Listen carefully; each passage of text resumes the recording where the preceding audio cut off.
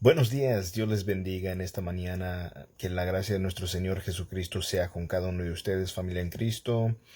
Vamos a continuar nuestra lectura en el Evangelio de Juan. Vamos a culminar el capítulo 6 y entramos a introducir el capítulo 7. Iniciamos hoy en Juan capítulo 6, verso 59. Y vamos a ver lo que nos dice en este día la palabra del Señor. Juan capítulo 6, verso 59. En adelante dice: en el nombre del Padre, del Hijo y del Espíritu Santo. Esto dijo Jesús en la sinagoga cuando enseñaba en Capernaum. Por eso muchos de sus discípulos, cuando oyeron esto, dijeron: dura es esta declaración, ¿quién puede escucharla? Ahora, si nos damos cuenta, está diciendo aquí que muchos de sus discípulos, este grupo no solo parecía incluir a los que él llamó a los 12, sino más bien a muchos otros seguidores que eran discípulos de Cristo, pero no está hablando de los 12 discípulos que él escogió, sino a otro grupo, otras personas que eran seguidores de Jesús. Verso 61 dice: pero Jesús, sabiendo en su interior que sus discípulos murmuraban por esto, les dijo: ¿esto os escandaliza? Pues que si vieres al Hijo del Hombre ascender a donde antes estaba. El Espíritu es el que da vida, la carne para nada aprovecha, las palabras que yo os he hablado son espíritu y son vida. Lo que Jesús está haciendo aquí, está clarificando que sus palabras se refieren a conceptos espirituales y no estaba hablando de la carne física que para nada aprovecha. Los creyentes, usted y yo que hemos creído en Cristo, sentimos la presencia de Dios por medio del Espíritu Santo que mora en nosotros. Recuerden que cuando nosotros venimos a la fe en Cristo, somos sellados con el Espíritu Santo. Dios nos sella como su propiedad, y el Espíritu Santo mora desde ese día en adelante en nosotros. Verso 64 dice: pero hay algunos de vosotros que no creéis. Porque Jesús sabía desde el principio quiénes eran los que no creían y quién era el que le iba a traicionar. Y decía: por eso os he dicho que nadie puede venir a mí si no se le ha concedido, si no se lo ha concedido el Padre. Lo que debemos entender aquí es que el Espíritu Santo es el que da vida. Sin la obra del Espíritu Santo, ni usted y yo no podemos darnos cuenta de nuestra necesidad de una nueva vida. Recuerdan en Efesios que nos dice que estábamos muertos en nuestros delitos y pecados. No había vida en nosotros espiritualmente hablando. Entonces, toda renovación espiritual empieza y acaba en Dios. Dios es el que da vida. Dios es el que nos ayuda a mantenernos en vida. Él nos revela la verdad, Él vive en nosotros y luego nos capacita para responder a esa verdad. Verso 66 dice: como resultado de esto, muchos de sus discípulos se apartaron y ya no andaban con Él. Ahora, ¿por qué las palabras de Jesús hizo que muchos de sus seguidores lo dejaran? Bueno, veamos algunas consideraciones. Es posible que se hayan dado cuenta de que no sería el Mesías rey conquistador que estaban esperando. Recuerdan, los judíos esperaban un Mesías que iba a venir y derrocar a los romanos, iba a removerlos, un poder, iba a ser un líder militar. Pero no fue el propósito de Jesús. Entonces muchos empezaban a dar cuenta posiblemente de que, Él no viene a derrocar a los romanos, y por lo tanto puede ser una de las razones por las cuales se empezaban a ir. Otra, rehusó ceder ante sus exigencias egocéntricas. Él, cuando pedían señal, yo no les voy a dar señal, que haznos milagros, no les voy a dar a hacer milagros. Entonces, como él no cedía a estas exigencias, posiblemente se frustraron y se fueron, como cualquier persona egocéntrica que cuando no se le da por su lado, se va, se molesta, se enoja. Otra razón es que él ponía un énfasis en la fe y no en los hechos. Salvación, recuerden que la salvación es por fe, no por obras. No podemos ganarnos el cielo. No podemos, si quisiéramos, aunque quisiéramos obedecer los mandamientos de Dios, no está la habilidad en nosotros por nosotros mismos. Solitos en nuestras fuerzas no lo podemos hacer. Por medio del poder del Espíritu Santo es que logramos nosotros poder caminar en una vida de obediencia. No es una vida perfecta, claro que no lo es, pero es una vida encaminada, dirigida, con la meta, con la vista fija, la meta fija en llegar hasta el final, y solamente llegaremos con la ayuda del Espíritu Santo. Una última razón que posiblemente muchos dejaron de seguir a Jesús fue porque sus enseñanzas eran difíciles de entender y algunas de sus palabras eran ofensivas. Al crecer en nuestra fe, es posible que nos sintamos tentados a apartarnos porque las lecciones de Jesús sean difíciles. Ahora, ¿cómo reaccionaríamos nosotros? ¿Dándonos por vencido? ¿Pasando por alto ciertas enseñanzas? ¿O abiertamente rechazando a Cristo? Lo que debemos de pedirle a Dios es que nos muestre el significado de sus enseñanzas y pedirle que nos ayude a aplicarlos a nuestra vida, porque una cosa tan importante que necesitamos en las iglesias no es conocer solamente la teoría del conocimiento bíblico. Muchos pueden conocer mucha doctrina, tener ser muy, hasta posiblemente ser considerados teólogos y esto y lo otro. Pero ¿de qué va a servir todo eso si no se pone en práctica? Por ejemplo, yo tengo planes de iniciar al seminario, y si yo voy al seminario, cumplo los 3-4 años que me llega a tomar para verdad, el entrenamiento pastoral, para poder, verdad, tener ese entrenamiento, preparación para poder, verdad, predicar o ser apto en el liderazgo dentro de la iglesia. ¿De qué me va a servir que yo vaya y saca buenas notas y calificaciones y conozca doctrina y sepa diferentes tipos de cosas, pero no los aplica a mi vida? Me muestro yo, en vez de ser humilde, me muestro arrogante. En vez de ser persona mansa, dócil con la gente, soy tosco y fuerte. Entonces, ¿qué es lo que debemos de hacer? Bueno, pedirle a Dios que nos ayude no solo a entender el significado de sus enseñanzas, sino el también poder aplicarlas a nuestra vida, porque dice Filipenses 1:6 que Él pone en nosotros el querer como el poder hacer su santa voluntad. ¿Qué es lo que debemos de hacer? Es pedirle sabiduría, pedirle que nos abre los ojos, pedirle que nos ayude a poder cumplirla. Verso 67. Entonces Jesús dijo a los 12, ¿acaso queréis vosotros iros también? Muchos empezaban a ir, y lo que pasa aquí es que hay un problema. Me imagino que los discípulos estaban frustrados. Mira, se están yendo. Entonces Jesús se dirige, pone su vista a los 12 discípulos y les dice, ¿ustedes también se quieren ir? Para Jesús no existen términos medios. Cuando preguntó a sus discípulos si también se irían, les mostraba que podían tanto aceptarlo como poder rechazarlo. No podían estar a la mitad, no podían estar en medio. No, pues ni te rechazo y no te acepto. No. Una de dos opciones tenemos en esta vida. Podemos aceptar y recibir lo que dice Cristo del mismo, aceptarlo y tenerlo como, creer en Él como Señor y Salvador, o simplemente podemos rechazar, decir, ¿sabe qué? Yo no creo. No, yo no creo que Él, no, yo no creo en Jesús.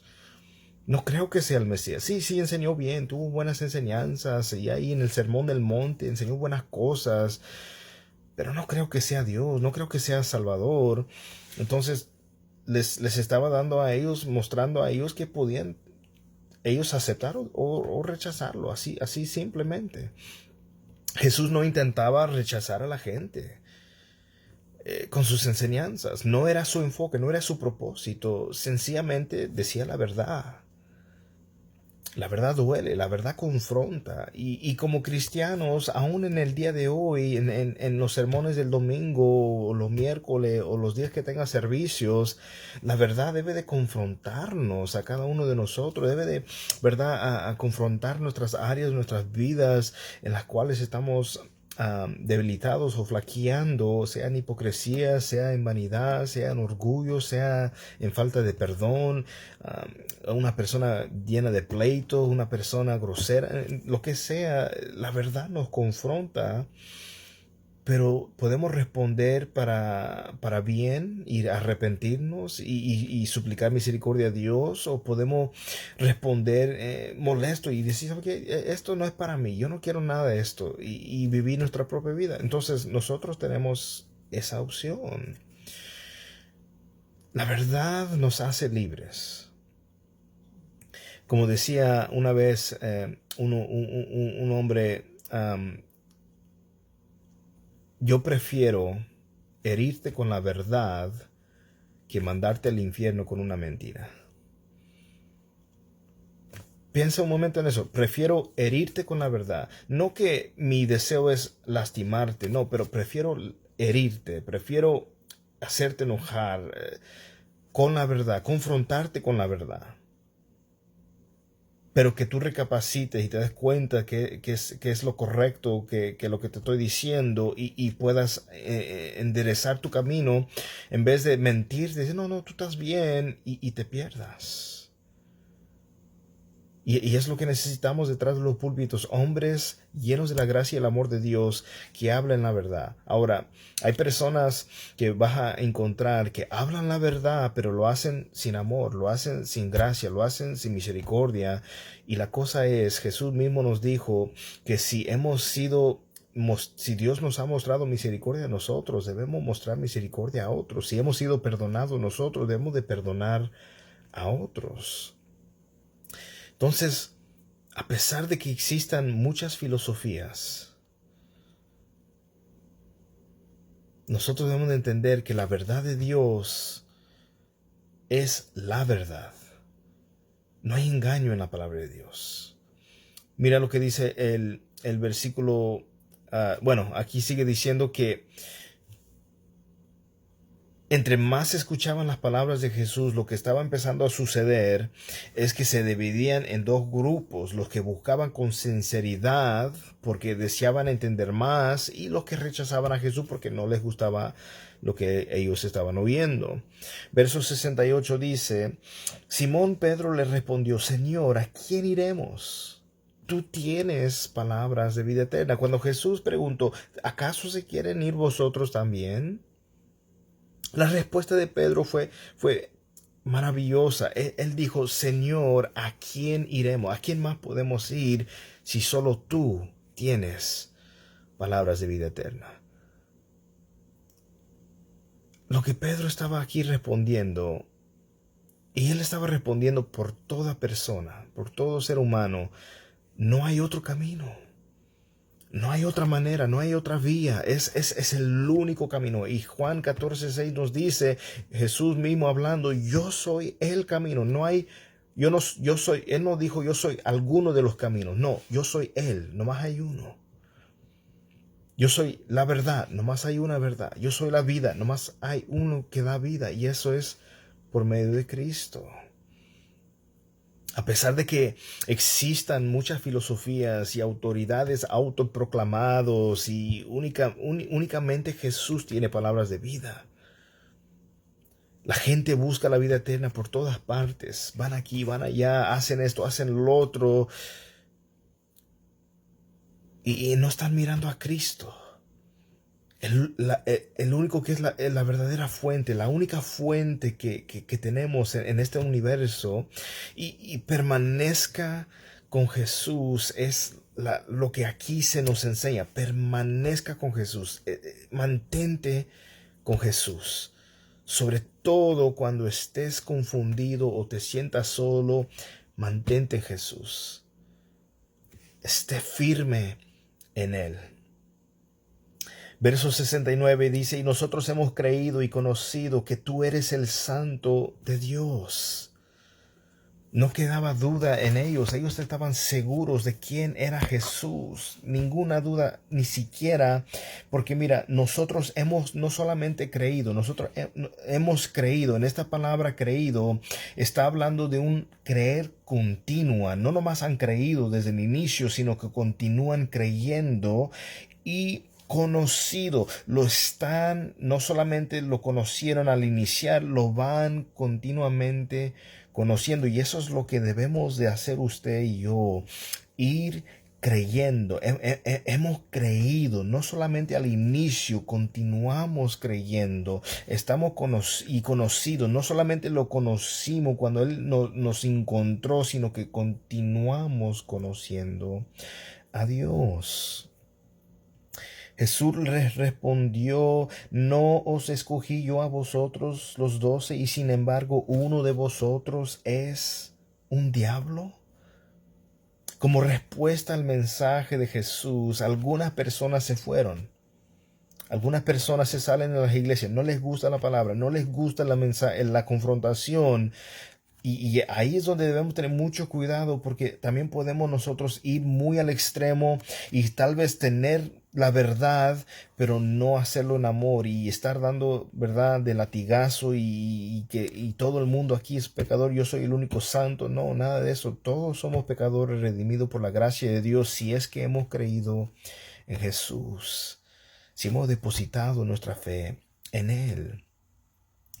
Algunas personas se quedaron, otras creyeron de todo corazón, y algunos como Judas se quedaron, pero intentaron usar a Jesús para una ganancia personal. ¿Cuántos no han entrado en las iglesias con un deseo de buscar un bien, de un interés, un beneficio, y no buscan a Jesús por quien Él es, buscan a Jesús por lo que Él les puede dar? Y no es correcto, no es así, así no funciona la cosa. Muchas personas hoy en día se alejan de Cristo. Viene algo difícil, se van. Viene una enfermedad, se van. No agarran el trabajo que querían, se van. No entran a la universidad que querían, se van, se alejan. No quieren nada a ver con otros. Fingen seguir. Vas a toparte con gente que se dice cristiana, pero si su comportamiento no es adecuado y son personas groseras, son personas malas, son personas que les falta amor, no tienen amor, son personas que no parecen, no viven lo que predican, son personas que fingen, superficial, son falsos.